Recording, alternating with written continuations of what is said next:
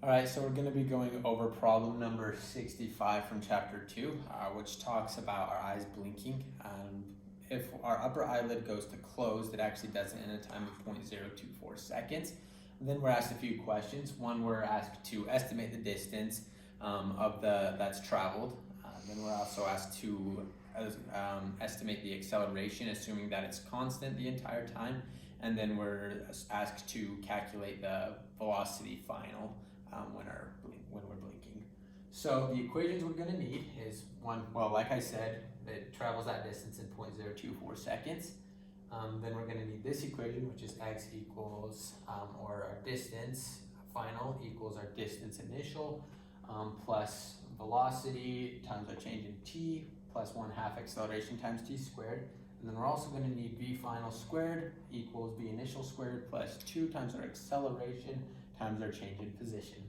So for part A, we were just asked to estimate the difference or the distance between our eyelids when they're open, which I estimated at 1 centimeter. Then B, we're asked to calculate our acceleration, which we can use this equation for. So 1 is our position final. We can cancel this out because it's 0, and then our v0 times time.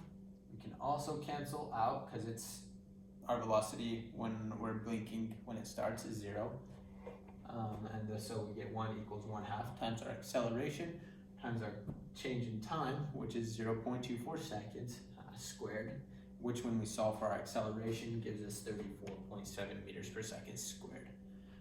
Then part C just asks us to find our final velocity, so we can use v final squared equals 0 squared because that's our initial velocity equals 2 times our acceleration times our change in position, which is 0.01.